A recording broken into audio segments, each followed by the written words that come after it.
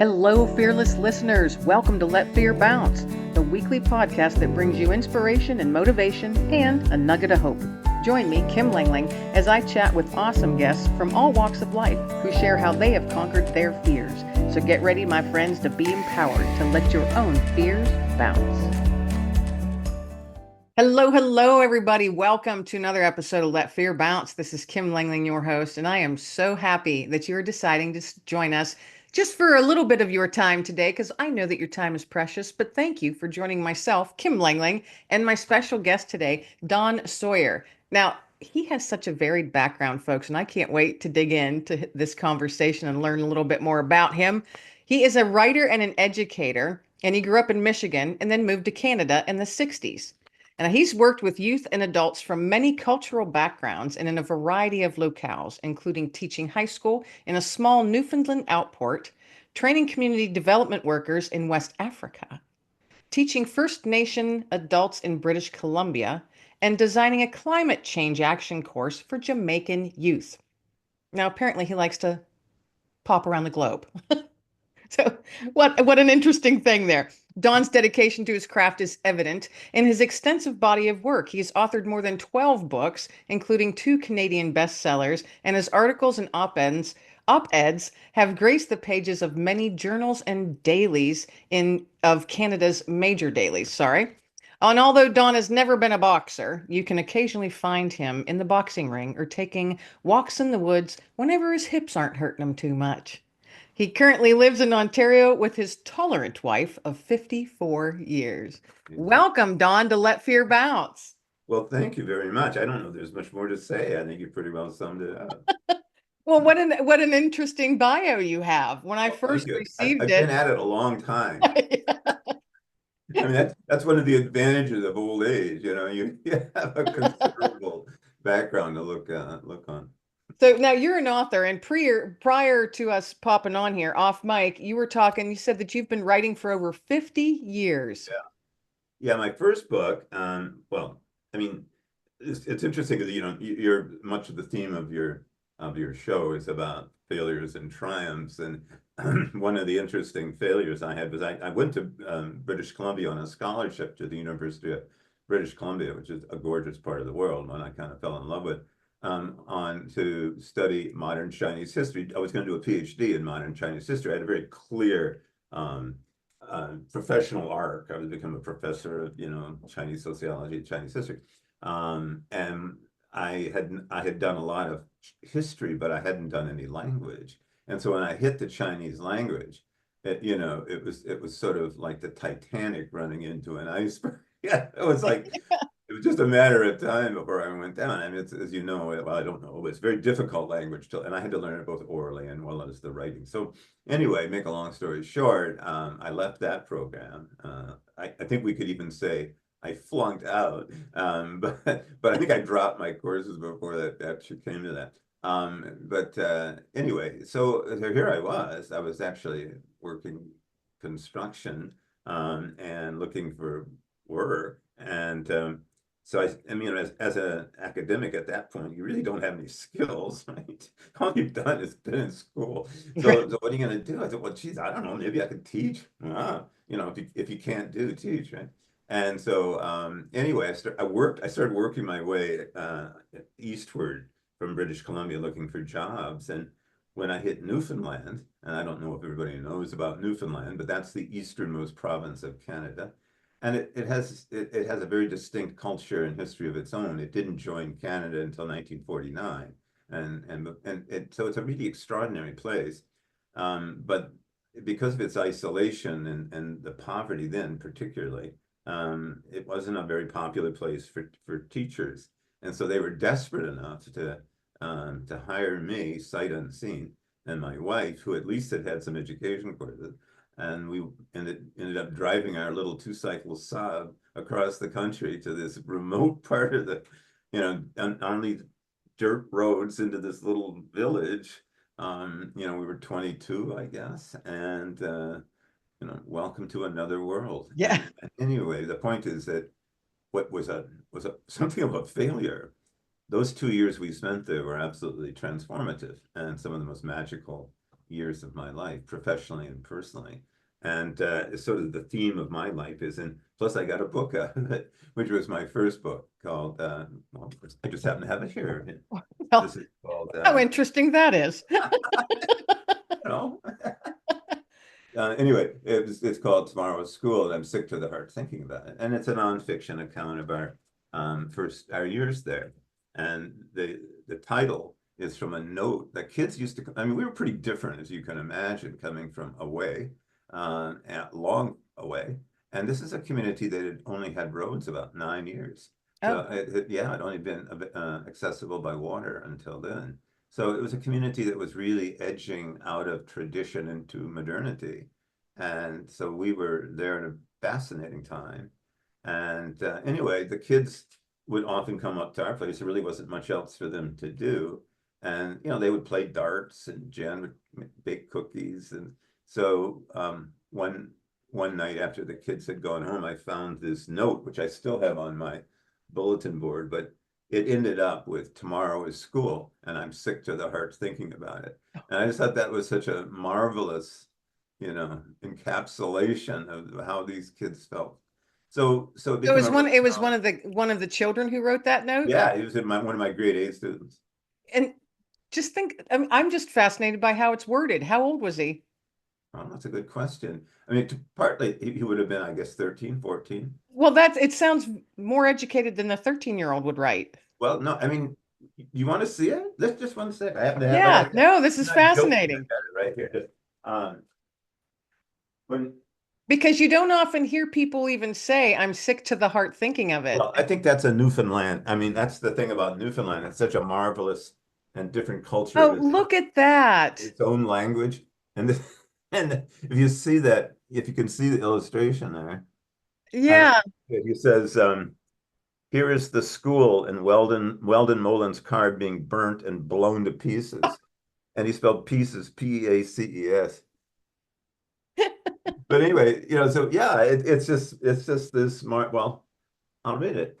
Here I am. And now he wrote am, H-A-M, because in Newfoundland, the H's are added oftentimes at the beginning and dropped. So anyway, here I am, sat down, watching some bloody fool celebrating his birthday on TV.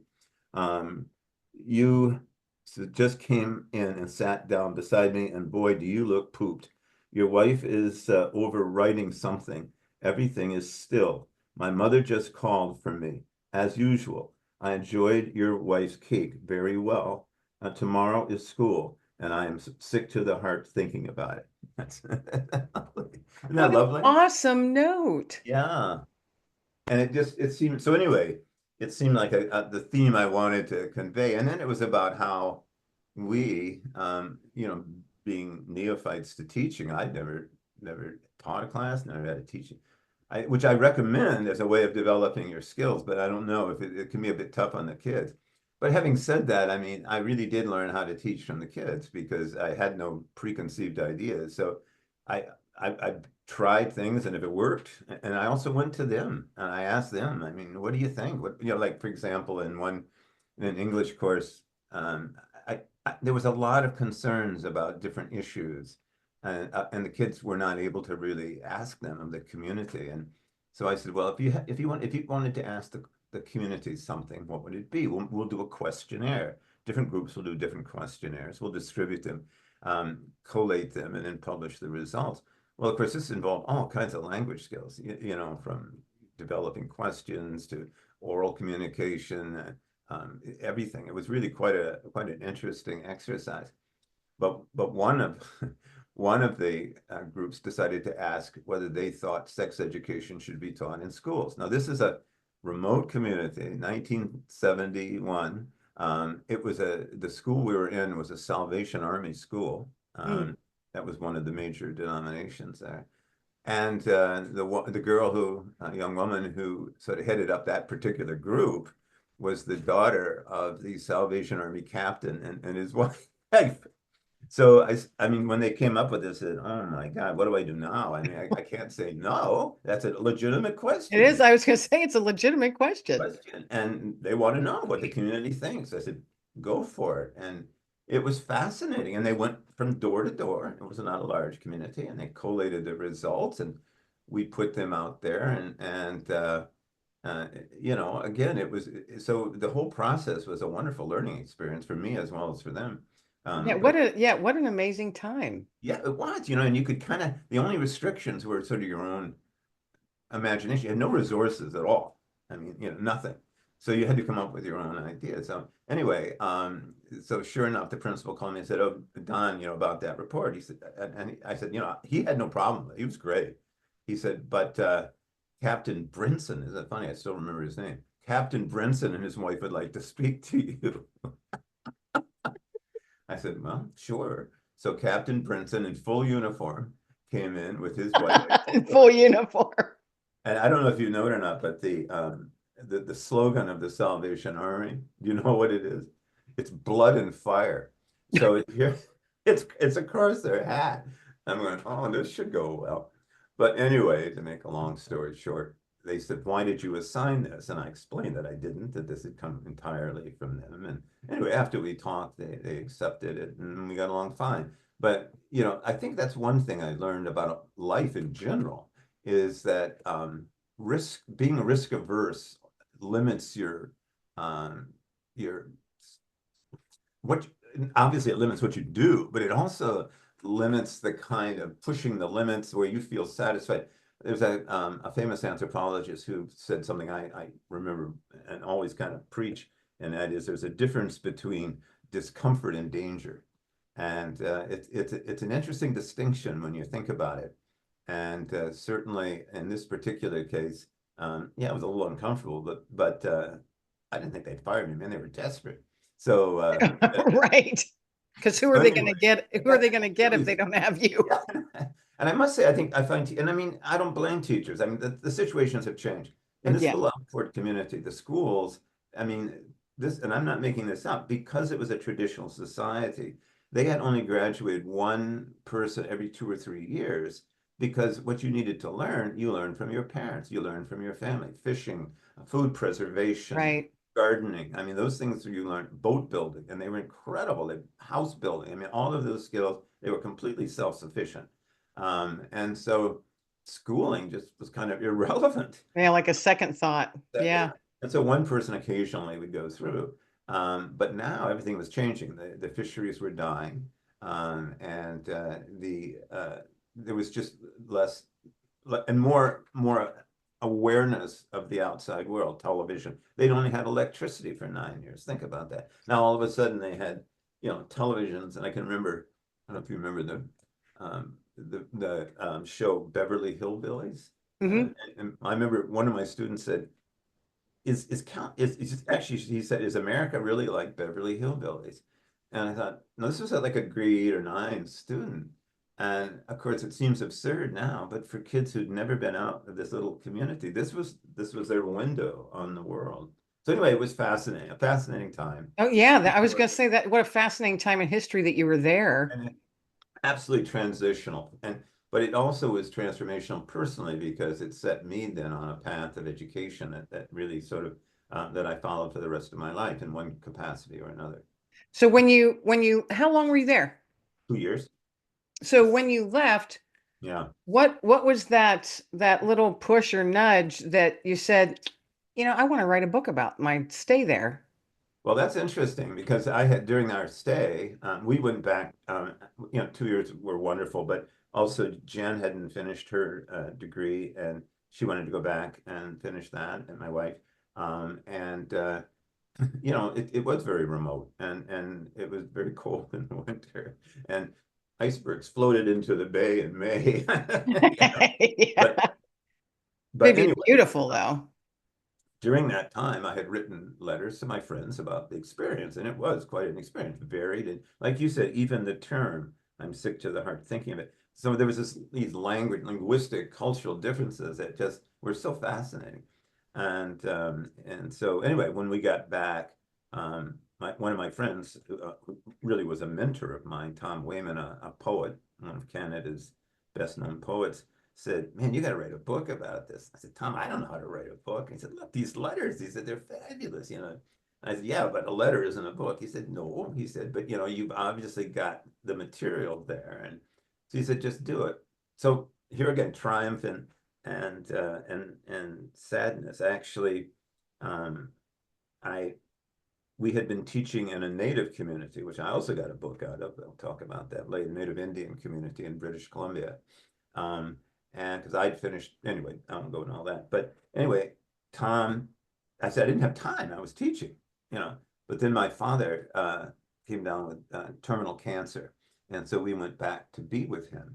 And I mean, I couldn't be with him all the time, so now I had this time on my hand, and oh, geez, we'll give it a shot. And so, of course, in those days, I was writing it longhand on yellow legal pads, right? And as I say, my very tolerant wife was the only one who could read my writing. So she typed it out, and I sent it to a couple of publishers, and they said no. And then, damn, if I didn't get, Douglas and McIntyre, one of the major publishers in Canada, accepted it, and and it was wow. And so I was amazed about that. And then the next thing, it not only was it accepted, it then became a Canadian bestseller, which really blew my mind. And then it got adopted in um, teacher training programs right across the country. And Wow. I had no, I never anticipated that. But when you think about it, sort of the story of these, fledgling teachers floundering around trying to figure things out and coming up, I must say, with some pretty creative ideas. And so, so that was so gratifying. And one of the neatest things was it was used at one of the universities. It was called Lakehead University, which is in just northern Ontario. And the professor there invited us out, Jan and me, to speak to all of the students, 600 teacher training students, and they were all using the book. So they flew us out, and it was like, it was like instructor as rock star. Like they met us at the airport with banners. Anyway, it was just a real fun Well, experience. how fun. And that wasn't even a nugget of a thought, Like, no. you know. How fascinating though, how things Yeah. play out, Absolutely amazing. And that was the beginning of your writing journey. Yeah, exactly. And I guess that's what I think that was the question. Yeah, yeah, And that was the question. I've always thought of myself as an educator who writes. And this the same friend of mine, Tom Wayman, he said that what he wants on his tombstone is at least I got a book out of it. Yeah, that's a good one. So I guess that's kind of where you can kind of look at my life that way. And like I say, and then I worked in a Native Indian community, which was a very different experience, of course, because that community had been so shattered by the effects of, colonialism and racism, and this was still pretty early on. And so that came out as a young adult novel. And see, this I got spoiled. So this is called Where the Rivers Meet, and it suddenly became a Canadian bestseller and was used in native classrooms right across the country. And I mean, And were suddenly, you sitting there going, yeah, here we go what? again? But that was my first fiction done. So I mean, a friend of mine who'd done a master's in creative writing was really pissed at me. He said, you're spoiled. You got published, and you expect to be published. I said, he could never Well, I get. mean, from an outsider's point of view, they'd look at it and think, well, that came relatively easy for him. How come I Exactly. can't get anywhere? But it ain't easy, as you well. No, no, it's not. And writing all of these books, I mean, they're such, you know, I mean, and they're rewarding. But this book, I had two. I think I had two kids. I had both of my daughters, and so I was writing it at night. After I put the kids to bed, read a story to them, and then I had, maybe it was 9:30, 10. I'd write till midnight and get up in the morning and go teach. So that, but I had a story I really wanted to tell. Yeah. Obviously, So some. we had talked off mic briefly before I hit that record button, that you were diagnosed at one point in your life with obsessive compulsive disorder. Right.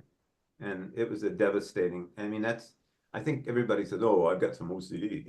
People who don't have OCD, can't understand the debilitation and it creates. I mean, it's like, as you probably know, I mean, sort of the minimal idea. It's like it's like a transmission on a car. It gets stuck in one gear and you can't get it out. You cannot get it out of gear. So So was that always like that from your younger years, or yes, when? when I look back on it, I realized there were tendencies there, but no, and now, the research I've done suggests that it can be genetic, and certainly it can be there in early years, but then oftentimes something sets it off and sort of, and I think in my case it was right when my first daughter was born, for the first, I mean, not right away, but and you probably heard about now postpartum depression for Mhm. women. It's for men too. And I suddenly having this incredible child that I loved dearly, honest to God, and still do. Fortunately, she's 47. We just went down to New Orleans to celebrate the 20th anniversary of an organization she founded for inner city youth. There was like 600 people there. It was so gratifying. But so hear this, but to feel such love, and then to suddenly it occurs to you that something could happen to her, that she could be harmed, she could be hurt, she could, and then you can't get out of that gear. And so you're just, you know, and so you become depressed. And of course, no one had diagnosed it. And so, what is wrong with me? I mean, and I can't go on this way. That's the other thing. I mean, I really became pretty suicidal.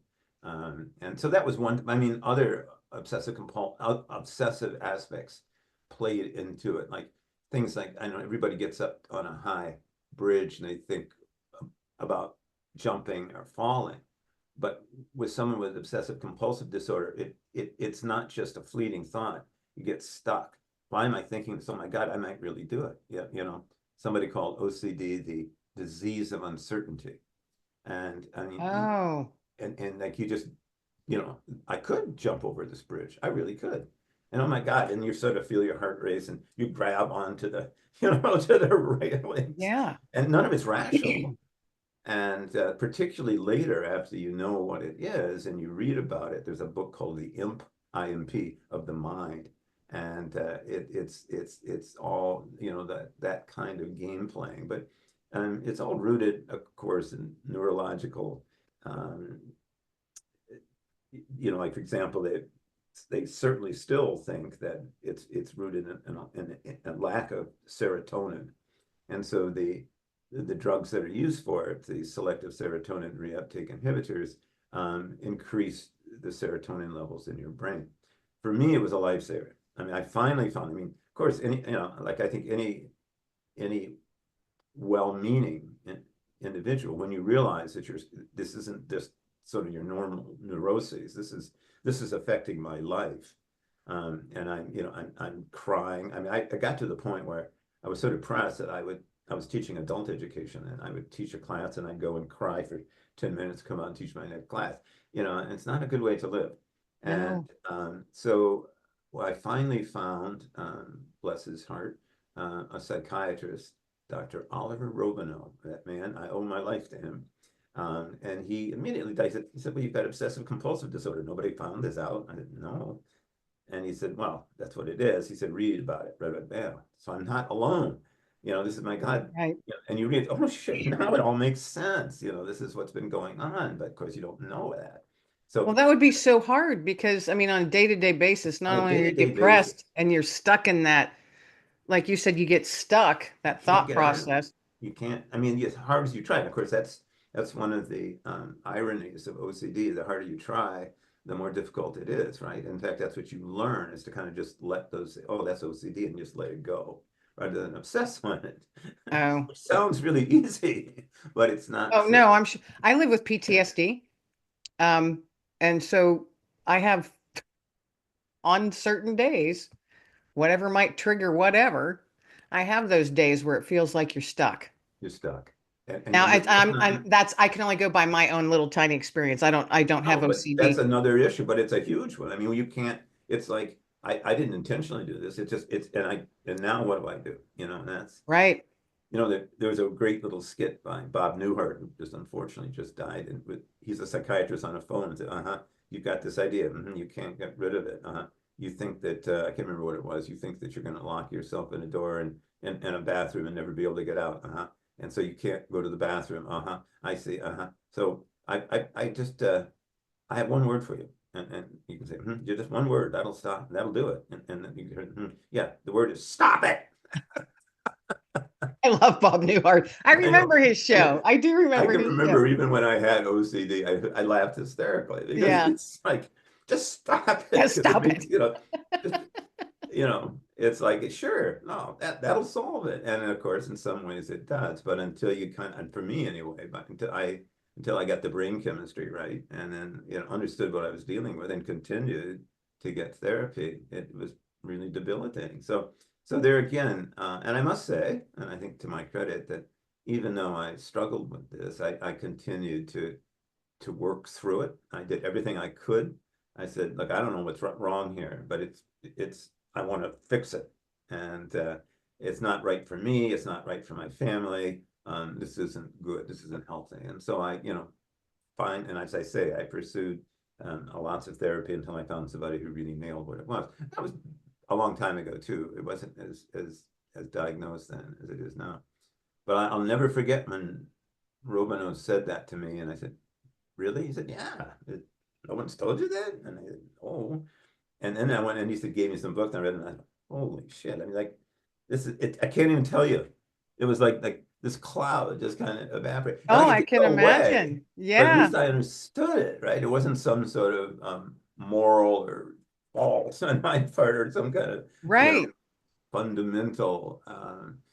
That would Anyway, take such a weight off because then you could oh, at least look at it and acknowledge it and say, "Oh, so that's what you are." that's what it is. That's why I'm thinking like that. Yeah. That's, How fascinating. So how has that impacted or does it play a part in your writing? Because you've authored what, 12 books? yeah, all different kinds of genres. I mean, and some of those books were written specifically for adult audiences that were.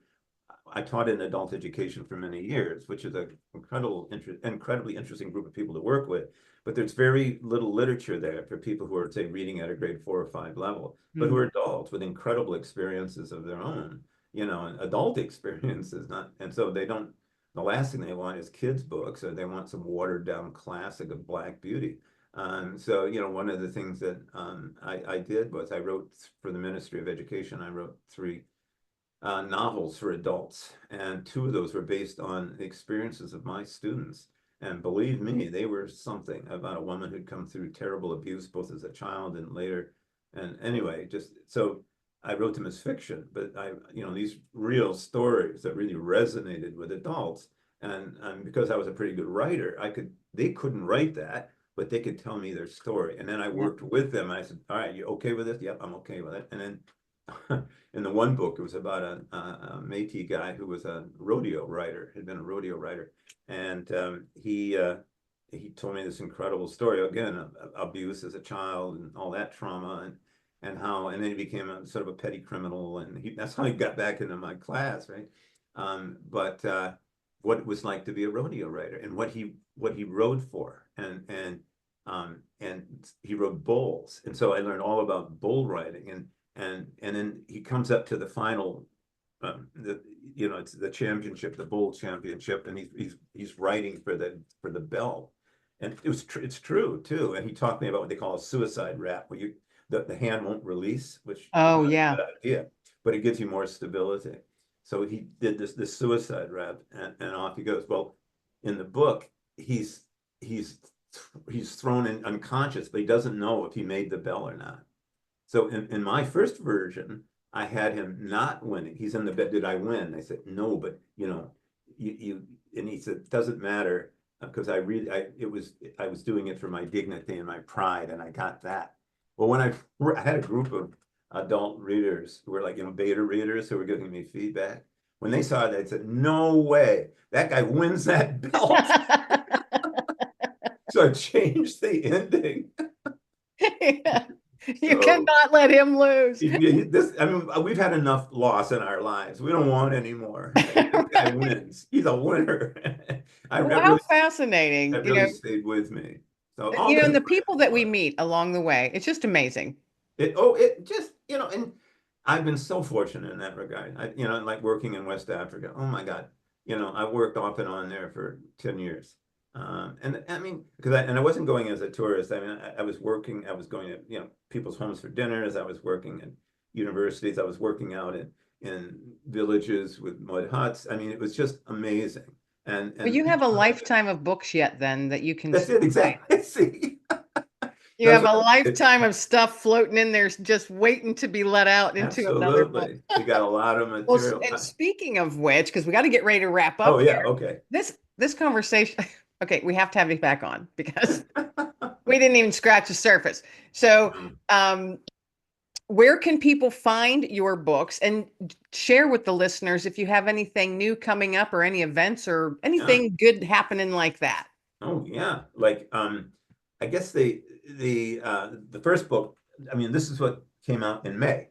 And this is an entirely new genre for me. It's urban fantasy Oh, okay. called The The Burning Burning Gem. Gem. And honestly, I really did enjoy it. I wrote it over a long period of time. Initially, I wrote it as a single book. So it was 190. So it was like 750, 800 words. Well, surprise, surprise. Nobody was much interested in it. So I broke it into two, and immediately this wonderful publisher, small, press called Castlebridge, and said, "Hey, we like this." And so I said, "Okay." So we broke it into two books, and I had a wonderful editor. And that's another thing we don't talk about much as writers, is editors, because publishers don't have, except for the big five, they don't really have those editorial services anymore. And so I hired a woman through Reedsy, which is a really good resource for writers. And Yes, it I worked with is. this woman who was just amazing. And she not only improved the book, she improved me as a writer. So it was a real wonderful experience. Anyway, I'm getting sidetracked. So that book came out in May, and I've had really great response to it. And it's I think a really exciting book, and it has to do with a well, it's part of the Soul Catcher series. And the essence of it is that there's an apparatus that um, focuses on the subject and extracts a portion of their souls and crystallizes them into gems. And these gems accelerate your personality. And it turns out they're more than that. They're actually linked to a rather nefarious web of evil, which we only find out about later. And so this first book is the uh, the housewife who's, like, philandering husband who can't is desperate to get out, who happens to encounter this gem maker who's 110 years old, but whose life has essentially been frozen in sadness. And then she finds this guy after going through the New York City subway system, because he she, she gave him a card that directs her to an abandoned subway station. So there's no train that stops there, using a train that hasn't run since 1947. So she has to sort this out, but she finds him and she crashes in on his life. And it turns out that they're attached to this utopian community that was built in an abandoned subway station, that's brought all of these fascinating people, shapeshifters and shamans, and from all over the world have come there as sort of a refuge. So there they are. And then they realize that these gems are part of something evil and far more extensive than they had understood. So they're off to try to solve. And the Mester, who's sort of behind it all, uh, is he's after them right from day one. And so and it turns out that a lot of what's going on is in Budapest. And so I won't go into but Budapest is such a wonderful city. It's so kind of mysterious. And so it plays out in the ruin bars of Budapest. And anyway, so that is And really a fun. all of that was floating around in your head. Well, I don't know where a lot of it came from, to tell you the truth. But now the second one is coming out next May is the sequel, which is So called where can folks find them? Oh, well, yes. Well, they obviously in all the usual places, like Amazon, would be happy to sell you one. You can also go onto my website, which is just donsawyer.org, and you could even find other books I wrote there. And if you'd like to buy one of those, I'd be happy to sell one, or they too are available on Amazon. Awesome. And in my but come to my web, oh, not my web page is great, but also my Facebook page. And that's Oh, where I, just, Don Sawyer Books. And I really enjoyed people's connection there. And so I try to keep things current on that one. Awesome. Well, and all those links will be shared in the description in the show notes, folks. So you'll be able to Sure. click on there and check everything out. So, Dawn, I ask before we get ready to wrap up, I ask all of my guests if Yeah. they would toss out a nugget of hope to close out the show today, something that the listeners can tuck away and carry with them for the rest of their day. So, what would your nugget of hope be today? Well, I'm going to use that phrase I used earlier. There's a difference between discomfort and danger. And that I think has served me well. That when I'm in Africa, is this a good idea, or is it just uncomfortable, or is it really dangerous? And because if you confuse the two, and you turn uncomfortable things into dangerous things, then of course you're going to avoid them and not do them. And that's so limiting, I think. And keeping that in mind, and yet, still being alive, so I do have some sense of the Right. two. Um, Right. like it so enriches your life when you push yourself a little bit, right? Like that you say, I'm not comfortable doing this, but it's worth the effort, it's worth the risk. And the risk oftentimes turns out to be these incredible experiences that, well, obviously you would have never had if you hadn't Right. taken the risk. And my life has been so enriched by making decisions that weren't comfortable, like going to Africa for the first time, not really knowing what I was getting into. It was amazing, amazing. I mean, I know this sounds ridiculous, but when we landed, I said, I feel like I'm coming home, because we did all originate in Africa somewhere. But I mean, and other times when I thought, one time we were coming down from northern Ghana, and there was a roadblock in the middle of the night. We were fortunately with a Ghanaian driver, and they all had guns, and they're standing there. There was a police roadblock, and I assumed we would stop. Well, the guy slowed down, and he went screeching by this roadblock. I went down. For me, this is dangerous. But as we got by, the driver said, they were fake. They were just going to shake us down. I said, how did you know that? And he said, I could tell from their uniforms and blah, blah, blah. So for him, it was uncomfortable, but Right. not dangerous. For me, I was just waiting for the bullets to go Waiting smack for through the the gunshots to start rear firing. window. So you don't, I mean, you trust your own instincts, but honestly, I think so many times, whether if it's in your own profession or if it's in your personal life, I think, being willing to take some risks and push yourself out of your comfort zone can result in so much joy, pleasure, uh, expansion of your own consciousness and awareness. And that's the one thing after working all over the world is just this idea that the world is such a marvelous place filled with such marvelous people.